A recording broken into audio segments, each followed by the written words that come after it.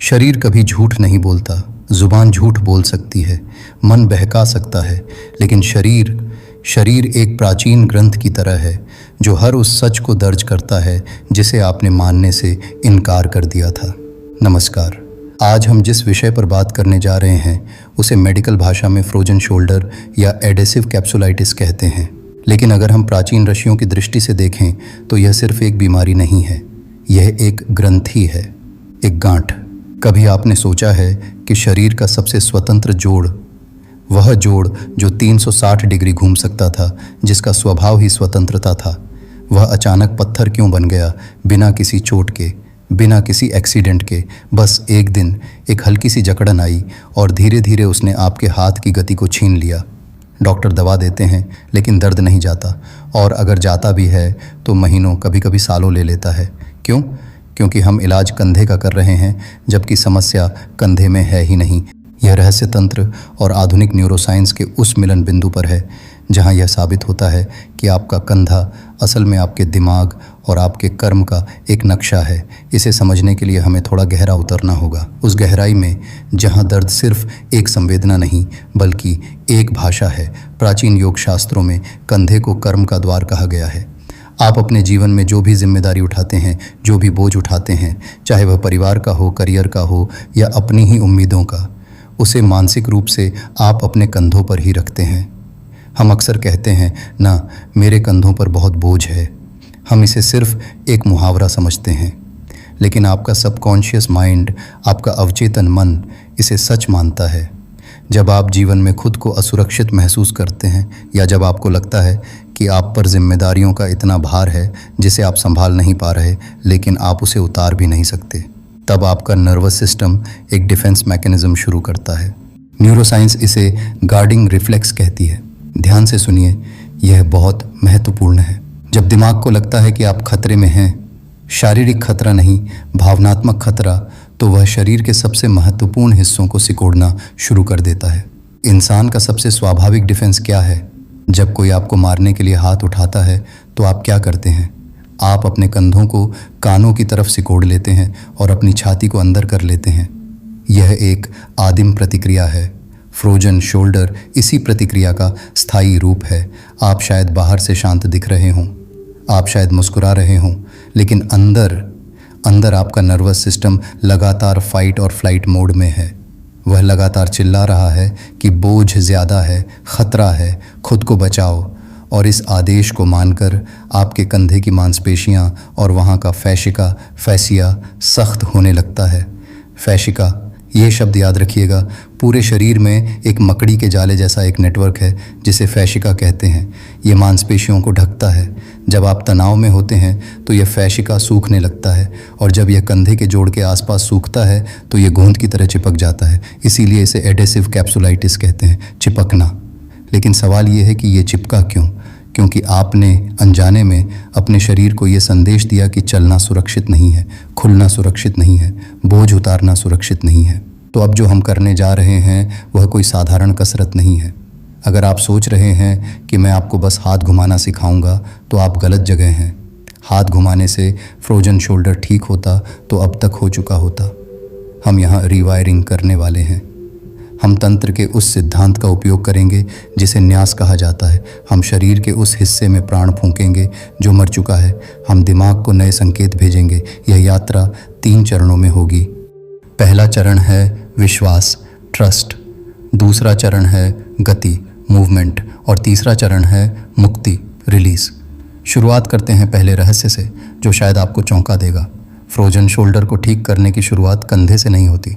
इसकी शुरुआत होती है आपकी नाभि और आपकी सांस से।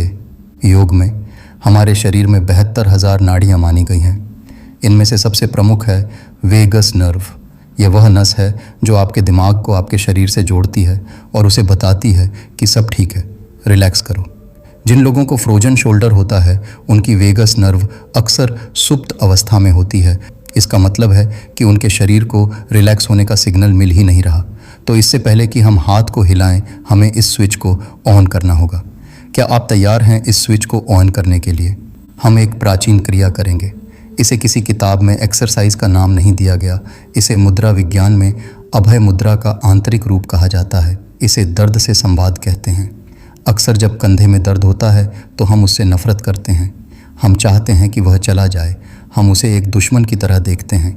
लेकिन तंत्र कहता है जिससे तुम लड़ोगे वह और ताकतवर हो जाएगा, जिसे तुम स्वीकार कर लोगे वह रूपांतरित हो जाएगा। तो अपनी आँखों को एक पल के लिए बंद कीजिए। ध्यान को उस कंधे पर ले जाइए जहाँ दर्द है। उस जकड़न पर भागिए मत, उसे महसूस कीजिए। वह दर्द, वह जकड़न, वह चीख नहीं रही है, वह रो रही है। वह उस बच्चे की तरह है जो डरा हुआ है और एक कोने में दुबक गया है। क्या आप एक डरे हुए बच्चे को खींचकर बाहर निकालते हैं? नहीं, आप उसके पास बैठते हैं, उसे भरोसा दिलाते हैं। यही आपको अपने कंधे के साथ करना है। हम अब एक बहुत ही शक्तिशाली प्राण क्रिया शुरू करने जा रहे हैं। यह देखने में बहुत सूक्ष्म है, लेकिन इसका असर सीधा आपके मस्तिष्क के उस हिस्से अमिगडला पर होगा जो इस दर्द को पकड़े हुए है। यह क्रिया आपके शरीर के अंदर एक रासायनिक बदलाव लाएगी। यह कोर्टिसोल स्ट्रेस हार्मोन को कम करेगी और एंडोर्फिन नेचुरल पेन किलर को बढ़ाएगी। लेकिन यह क्रिया क्या है और इसे सही तरीके से कैसे करना है ताकि यह जादू की तरह काम करे, यह समझने के लिए हमें शरीर की ज्योमेट्री को समझना होगा। शरीर की ज्यामिति कहती है कि जब कोई हिस्सा जम जाता है तो वह अपने केंद्र से कट जाता है। कंधे का केंद्र हृदय है। जब कंधा जमता है तो वह हृदय से ऊर्जा लेना बंद कर देता है। तो चलिए उस संपर्क को दोबारा जोड़ते हैं। इस क्रिया को हम स्पर्श चिकित्सा और आधुनिक विज्ञान में टैक्टाइल फीडबैक कहते हैं। आपको कुछ भारी नहीं उठाना है, बस अपना स्वस्थ हाथ लीजिए, वह हाथ जिसमें दर्द नहीं है, और उसे अपने दर्द वाले कंधे के ऊपर बिल्कुल उस जोड़ पर रख दीजिए जहां सबसे ज़्यादा जकड़न महसूस होती है। दबाना नहीं है, मालिश नहीं करनी है, बस रखना है। अपनी आंखों को बंद रखते हुए एक गहरी सांस अंदर लीजिए, इतनी गहरी कि आपको लगे कि हवा उस जकड़न के बीच में जा रही है। और सांस छोड़ते समय अपने मन में पूरी ईमानदारी से एक वाक्य दोहराइए, मैं सुरक्षित हूँ। यह आपको अजीब लग सकता है। आप सोच सकते हैं कि शब्दों से हड्डी कैसे खुलेगी, लेकिन याद रखिए, हम हड्डी का इलाज नहीं कर रहे, हम उस डर का इलाज कर रहे हैं जिसने हड्डी को जकड़ रखा है। जब आपकी त्वचा पर आपके ही हाथ की गर्माहट महसूस होती है और साथ में सुरक्षा का मानसिक संदेश जाता है, तो दिमाग के पास अलार्म बजाने का कोई कारण नहीं बचता। इसे 10 बार कीजिए। जब आप यह कर रहे होते हैं तो शरीर के भीतर एक अद्भुत प्रक्रिया होती है। आपकी नसों में जो फाइट और फ्लाइट के रसायन दौड़ रहे थे वे शांत होने लगते हैं। खून का दौरा जो डर के कारण सिकुड़ गया था वह वापस कंधे की तरफ लौटने लगता है। यह पहली जीत है। आपने दर्द के साथ अपना रिश्ता बदल दिया। अब वह दुश्मन नहीं, एक घायल हिस्सा है जिसे देखभाल की ज़रूरत है। अब हम दूसरे चरण की ओर बढ़ते हैं। ऋषि इसे स्नेह कहते थे। संस्कृत भाषा का सौंदर्य देखिए। स्नेह शब्द के 2 अर्थ होते हैं। एक अर्थ है प्रेम और दूसरा अर्थ है तेल। क्या यह संयोग है? नहीं। प्राचीन वैद्यों को पता था कि रूखेपन का इलाज सिर्फ तेल नहीं है, रूखेपन का इलाज प्रेम है। और फ्रोजन शोल्डर आयुर्वेद के अनुसार शरीर में वात का यानी रूखेपन का प्रकोप है। वहाँ की नमी सूख गई है, वहाँ का जीवन सूख गया है। इसलिए अगली प्रक्रिया में हम स्नेह का प्रयोग करेंगे। हमें शांति चाहिए, जलन नहीं, तिल का तेल। उसे हल्का गर्म कीजिए, इतना गर्म कि वह शरीर के तापमान से थोड़ा ज़्यादा हो, और इसे कंधे पर लगाइए। लेकिन रगड़ना नहीं है, ज़ोरों से मालिश नहीं करनी है। याद रखिए, अगर आप ज़ोर लगाएंगे तो शरीर फिर से डिफेंस मोड में चला जाएगा और कंधा और ज़्यादा अकड़ जाएगा। बस तेल को वहाँ रहने दीजिए, उसे पिलाइए। इसके बाद आती है ऊष्मा, सिकाई, गर्म पानी की थैली या नमक की पोटली। जब यह गर्मी तेल के साथ मिलकर त्वचा के भीतर उतरती है तो वह उस फैशिका तक पहुंचती है जो गोंद की तरह चिपका हुआ है। गर्मी उसे बताती है कि पिघलना सुरक्षित है। अब जब हमने दिमाग को शांत कर दिया है स्पर्श से और ऊतकों को नरम कर दिया है स्नेह और गर्मी से, तब शरीर तैयार होता है गति के लिए। लेकिन यह गति वैसी नहीं है जैसी आप जिम में देखते हैं। हम यहाँ करना नहीं सीखेंगे, हम होने देना सीखेंगे। इस अभ्यास को विज्ञान की भाषा में पेंडुलम एक्सरसाइज कहते हैं। ध्यान से सुनिए, क्योंकि इसमें ही वह बारीक गलती छिपी है जो 90% लोग करते हैं और ठीक नहीं हो पाते। लोग पेंडुलम करते समय अपने कंधे की ताकत से हाथ को घुमाते हैं। वे ज़बरदस्ती हाथ को गोल गोल नचाते हैं। यह गलत है। इससे मांसपेशियां और थक जाती हैं। सही तरीका क्या है? एक मेज़ या कुर्सी का सहारा लीजिए। अपने स्वस्थ हाथ से उस पर वज़न डालिए और अपने दर्द वाले हाथ को बस लटक जाने दीजिए, बिल्कुल ढीला, जैसे वह हाथ आपका है ही नहीं, जैसे वह एक रस्सी है जो कंधे से बंधी है। अब अपने शरीर को थोड़ा सा हिलाइए, हाथ को नहीं, अपने धड़ को। जब आप अपने शरीर को आगे पीछे हिलाएंगे तो विज्ञान के जड़त्व इनर्सिया के नियम के कारण आपका हाथ अपने आप हिलने लगेगा, हवा में झूलता हुआ, बिना किसी ताकत के। यह जादुई पल है। जब हाथ बिना मांसपेशियों के जोर लगाए हिलता है तो कंधे के जोड़ के अंदर एक वैक्यूम पैदा होता है। जोड़ के बीच में थोड़ी सी जगह बनती है और जहाँ जगह है वहीं प्राण का प्रवाह है, जहाँ स्पेस है वहीं हीलिंग है। इसे ग्रेविटी को अपना काम करने देना कहते हैं। जब आप यह करें तो अपनी आंखें बंद रखें और उस जोड़ के अंदर महसूस करें। क्या आपको वह हल्का हल्का खिंचाव महसूस हो रहा है? वह दर्द नहीं है, वह मुक्ति है। इस छोटी सी क्रिया को दिन में कई बार दोहराना है, लेकिन इसे कसरत समझकर नहीं, इसे एक रिमाइंडर समझकर कि आपको बोझ नहीं उठाना है, बस बहना है। लेकिन रुकिए, अभी हमने सिर्फ तैयारी की है। असली चुनौती तब आती है जब हम हाथ को ऊपर उठाने की कोशिश करते हैं। वहाँ एक दीवार खड़ी मिलती है, एक अदृश्य दीवार जो हाथ को 90 डिग्री से ऊपर जाने ही नहीं देती। लोग इस दीवार को तोड़ने की कोशिश करते हैं और यहीं वे हार जाते हैं। दीवार को तोड़ा नहीं जाता, दीवार को पिघलाया जाता है। इसके लिए हमें न्यूरोसाइंस के एक और गहरे सिद्धांत को समझना होगा, जिसे मिरर न्यूरॉन्स कहते हैं।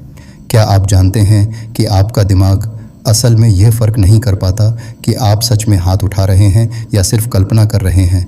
अगर आपका हाथ नहीं उठ रहा तो हम आपके दिमाग को धोखा देकर या कहें कि प्यार से समझाकर उसे यह विश्वास दिला सकते हैं कि हाथ उठ रहा है।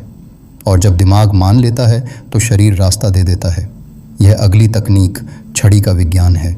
यह देखने में बहुत साधारण लगती है, एक डंडा हाथ में पकड़ना और हिलाना। लेकिन अगर आप इसके पीछे के रहस्य को नहीं जानते तो यह सिर्फ लकड़ी घुमाना है। और अगर आप रहस्य जानते हैं तो यह न्यूरोलॉजिकल रीप्रोग्रामिंग है। वह रहस्य क्या है और वह डंडा आपके जमे हुए कंधे की चाबी कैसे बनता है? छड़ी का विज्ञान। लेकिन फ्रोजन शोल्डर के लिए ये छड़ी एक बैसाखी नहीं, एक गुरु है। इसे न्यूरोसाइंस की भाषा में एक्टिव असिस्टिव मोशन कहते हैं। इसका सिद्धांत बहुत सुंदर है। जब एक हिस्सा कमज़ोर पड़ जाए तो दूसरा हिस्सा उसे सहारा देकर ऊपर उठाता है। कल्पना कीजिए कि आपके हाथ में एक साधारण डंडा है, उसे दोनों हाथों से पकड़ लीजिए। अब यहाँ वह जादुई पल है। आपका दर्द वाला हाथ पैसेंजर है और आपका स्वस्थ हाथ ड्राइवर है। दर्द वाला हाथ कोई ताकत नहीं लगाएगा, वह बस डंडे को मुट्ठी में पकड़े रहेगा। सारी ताकत, सारा जोर स्वस्थ हाथ लगाएगा। जब स्वस्थ हाथ डंडे को ऊपर धकेलता है तो वह दर्द वाले हाथ को भी अपने साथ ऊपर ले जाता है। दिमाग देखता है कि हाथ ऊपर जा रहा है, लेकिन उसे दर्द का सिग्नल नहीं मिलता क्योंकि मांसपेशियां रिलैक्स हैं। इस तरह हम दिमाग के डर वाले हिस्से को चकमा देते हैं। हम उसे दिखाते हैं, देख, हाथ इतना ऊपर जा सकता है और कुछ बुरा नहीं हुआ। इसे रोज़ करना होता है, हर रोज़ 1 इंच ज़्यादा। यह शरीर को फिर से भरोसा दिलाना है कि ऊंचाइयां अब खतरनाक नहीं हैं। लेकिन कंधे का खुलना सिर्फ ऊपर जाने के बारे में नहीं है, एक दिशा है जिसे हम अक्सर भूल जाते हैं। ऋषि इसे हृदय का संकुचन कहते थे। जब हम डरते हैं, हम सिकुड़ते हैं, तो अगला अभ्यास शरीर का नहीं, साहस का अभ्यास है। अपनी कोहनियों को शरीर से सटाकर रखिए और हाथों को बाहर की तरफ खोलिए, जैसे आप किसी का स्वागत करने के लिए बाहें फैलाते हैं। शुरुआत में ये बहुत मुश्किल लगेगा। ऐसा लगेगा जैसे जंग लगा हुआ दरवाज़ा खोल रहे हों। दर्द होगा, लेकिन ये दर्द छोट वाला नहीं है, यह खुलने वाला दर्द है। इसे करते वक्त अपनी छाती को तानिए, महसूस कीजिए कि कॉलर बोन मुस्कुरा रही है। जब आप यह करते हैं तो आप सिर्फ कंधा नहीं खोल रहे, आप अपने जीवन के प्रति अपने नज़रिए को खोल रहे हैं। आप दुनिया से कह रहे हैं, मैं तैयार हूँ, मैं अब छुप नहीं रहा। यह पोस्चर ठीक करना नहीं है, यह अपनी पहचान ठीक करना है। अब हम इस यात्रा के सबसे महत्वपूर्ण पड़ाव पर आते हैं। वह अभ्यास जो आपको दिन में 100 बार करना है, लेकिन जिसे कोई देख नहीं पाएगा। इसे कहते हैं शोल्डर ड्रॉप या बोझ विसर्जन। दिन में न जाने कितनी बार अनजाने में हम अपने कंधों को कानों की तरफ खींच लेते हैं। जब हम ट्रैफिक में होते हैं या जब हम किसी चिंता में होते हैं, कंधे ऊपर चढ़ जाते हैं। यह तनाव का संग्रह है। अब से दिन में हर घंटे एक बार अपने शरीर को चेक करें, क्या मेरे कंधे ऊपर हैं, और फिर एक गहरी सांस छोड़ते हुए उन्हें गिर जाने दें। धड़ाम से नहीं, बस उन्हें ढीला छोड़ दें, जैसे आपने कोई बहुत भारी बोरी ज़मीन पर रख दी हो। उस पल को महसूस करें। जैसे ही कंधे नीचे जाते हैं, आपकी गर्दन लंबी हो जाती है। आपके दिमाग को तुरंत सिग्नल जाता है, युद्ध खत्म हो गया, रिलैक्स। यह छोटी सी क्रिया अगर आदत बन जाए तो यह किसी भी दवाई से ज़्यादा असरदार है। यह फ्रोजन शोल्डर को वापस आने से रोकती है। अंत में मैं आपसे एक कड़वा सच साझा करना चाहता हूँ। फ्रोजन शोल्डर रातों रात ठीक नहीं होता। जो चीज़ महीनों, शायद सालों के तनाव से जमी है, वह 2 दिन में नहीं पिघलेगी। अगर आप ये सोचकर ये सब कर रहे हैं कि कल सुबह दर्द गायब हो जाएगा, तो आप फिर से तनाव पैदा कर रहे हैं। एक मौसम होता है, पहले कुछ हफ्तों में सिर्फ दर्द कम होगा, गति नहीं बढ़ेगी, फिर धीरे धीरे गति आनी शुरू होगी और अंत में पूरी आज़ादी मिलेगी। इसमें 3 महीने लग सकते हैं, 6 महीने लग सकते हैं, लेकिन भरोसा रखिए, यह ठीक होता है, 100% ठीक होता है। महत्वपूर्ण यह नहीं है कि हाथ कितनी जल्दी ऊपर गया, महत्वपूर्ण यह है कि इस यात्रा में आपने अपने शरीर को सुनना सीखा या नहीं। फ्रोजन शोल्डर कोई सज़ा नहीं थी, यह एक गुरु था, एक शिक्षक था। वह आपको यह सिखाने आया था कि हर भार को उठाना ज़रूरी नहीं है। वह आपको रुकना सिखाने आया था। वह आपको खुद से प्रेम करना सिखाने आया था।